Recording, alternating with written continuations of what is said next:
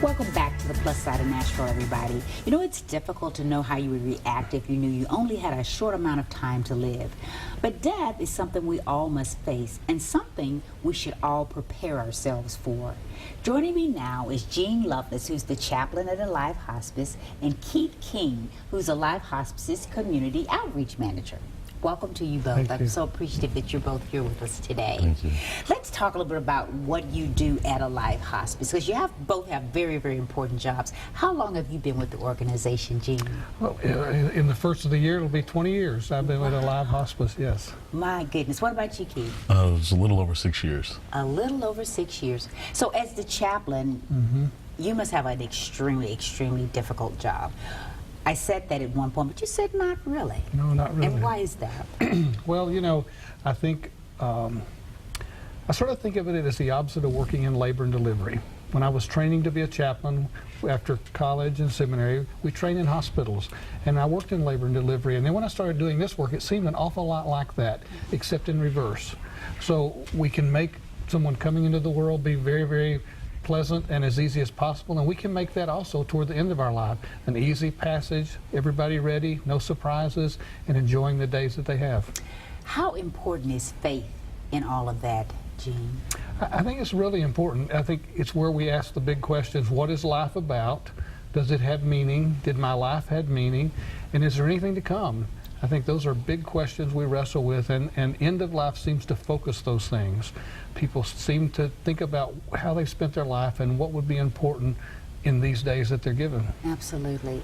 And I know, Keith, we were talking about those folks who know that they're terminal and that, you know, they may not have that long. But even for those of us who don't know what tomorrow holds, it's just as important that we be prepared as well, right? Exactly, and you made a really good point when you opened the show, prefacing that death is something that we all must face, whether it be that person that has 6 months to live, or there's someone who might have a couple years, or if it's anyone who has 30 or 40 years to go. It's still very important that you plan ahead, that you have these things in order. Death is the one certain in life, you know. Yeah. We plan for retirement, we plan to send our kids to college before they're born, not knowing if any things will happen, but one thing we know is that we all will one day have to take that next step. Absolutely. How do you work with patients and their families to sort of help them if they've not already prepared in advance for that? I know our chaplains and social workers and nurses do a really good job of seeing what paperwork's there and seeing, you know, what questions the family has, what questions the patients have. Myself in my role, I get to see people before they're coming to hospice or getting that diagnosis. So really working, whether it's looking at an advanced care plan or really just answering any questions they might have about general hospice care. I think that's the biggest step, is that when we're preparing, you're looking at down the road what's going to be the best option for mom or dad. Yeah, and that includes, I'm sure, a living will. Exactly. Yes, the living will document is very important. We're very fortunate in the state of Tennessee. Our living will or advanced directive is only really about 3 pages when you look at the advanced care plan plus the appointment of a healthcare attorney. So we have a really simple form, easy to fill out, easy to access, and always want people to remember that it's free to not only download but complete. That's really good to know. So, Jean, when working with a lot of these patients who are terminally ill, what do you get when they question faith, when they question, why me, why now, you know, why do I have to suffer? How do you answer something like that? Well, we hope they don't suffer, first of all. Yeah. If we're doing our job as a hospice team, they will be pain-free and they will enjoy the time that they're given. But it is a time of questioning, I think, for everyone. People, sometimes we're so busy living that we forget to pay attention to what has happened and what might be ahead of us. And so I think as far as faith is concerned, that is our hope.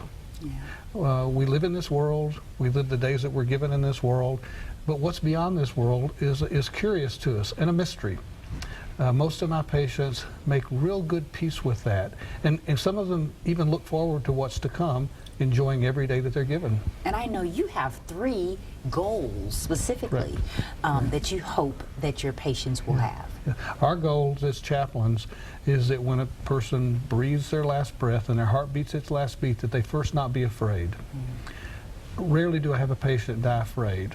I think some of it is because they've been given a little bit of time, a little window to look at what's happened, to say the things they want to say and hear the things they want to hear and complete some things. So that is a gift. Hospice time is a gift, and fear can be eliminated with just a little time to pay attention to some things. The second goal is that we hope people be at peace. Okay, I'm not afraid of making this journey or taking this last breath, but am I at peace with it? And then the third goal is that I find meaning and purpose in these days. Some folks, once they're not afraid and they're at peace, they're just ready to go. But son's not ready, or husband's not ready, or things need to be completed. So the gift of time is helping them find meaning and purpose in these days. I've had family members who've said, the best 2 weeks of my life were the last 2 weeks I got to spend with my dad. They were such a gift because all we had to do was spend time together. Yeah.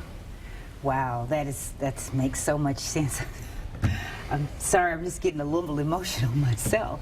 Just, you know, I recently lost my mom, and I do totally agree with that 100%, because I did get a chance to spend, you know, the last couple of weeks with her, so that was so very important. And I would imagine it's harder sometimes for the family and you working with them and helping them to be comforted more so than actually that patient that has accepted it. Yeah, it really is. Patients, you know, they reach a place that they're being cared for, they're watching what's going on, but the families who are left behind, they're the ones whose lives are going to be changed most dramatically. They're the ones who will know that mom and dad are the patient won't get to see that next birthday, that next holiday, that graduation, the birth of the grandchildren, and they're the ones who will see that life will move on, and they won't be with us in the same way. Right. I think they're with us, yes, but not in the same way. I totally agree. Well, I know there's an annual conference that you have coming up, and that's going to be so helpful to those who need to get ready for that day when it's going to happen. It's your annual Faith Leaders Conference, and it's open to the public. Tell us a little bit about that, Keith. Yeah, so this is the 6th year that we are doing the Faith Leaders Conference. It's a program that came up with about 6 years ago. We're really looking at taking the things that Gene's saying that we really don't hear every day outside of your normal hospice brochure. What are the things that are going on behind the scenes? What is really the meat of the care that goes on spiritually, psychologically, emotionally, the nitty-gritty, and taking that to the community, realizing that us being here in Nashville, we've got several different faith traditions here. We have a very broad international community. How do we reach all those audiences, not individually but together? Because it's a community focus. You know, you're going to have the Muslim patient and the Episcopalian doctor and the Jewish chaplain and the next door neighbor who's just really concerned. How do we figure out how do we work together and bring those spiritual issues to the forefront that we're all dealing with?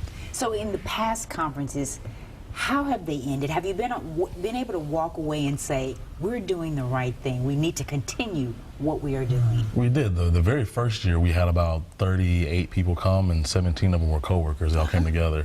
And so over the years, the conference has grown. We've gone from just 38 people to over 150, and being able to see not only people return, but bring friends.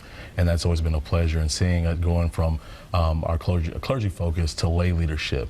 And then students at universities. We have nursing students, divinity students.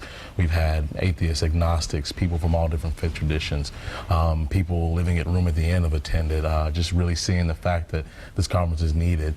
And when we survey them afterwards saying, hey, you know, what presentations would you like to hear in the future? We got some really good ideas which we're implementing this year, and then we have a lot of people that say, just keep doing what you're doing, and so that's very reassuring. Well, tell us about your guest speaker this year. Yeah, so our guest speaker this year is Reverend Dr. Carla Cheatham.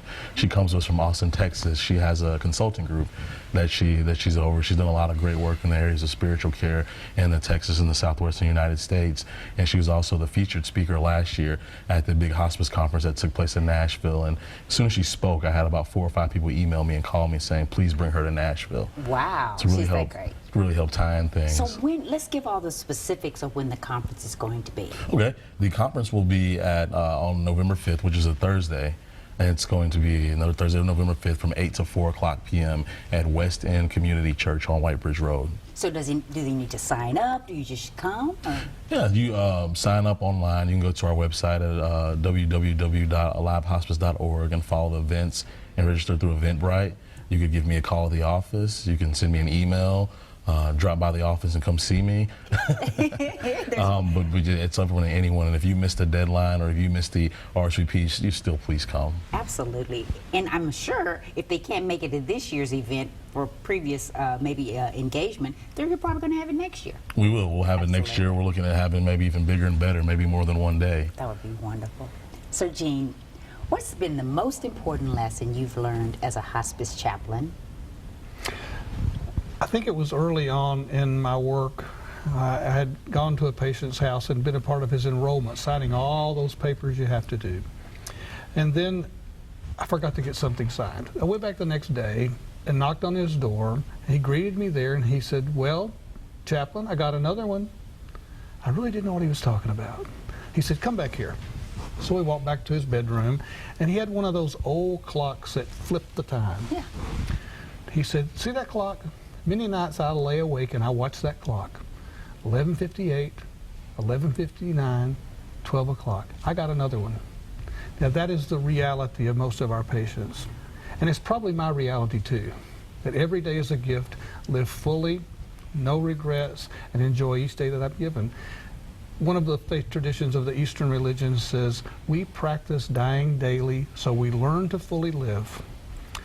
Every day is a gift. Thank you so much for being here. Every day is a gift. I so appreciate you all. And thank you so much for watching. We'll see you next time.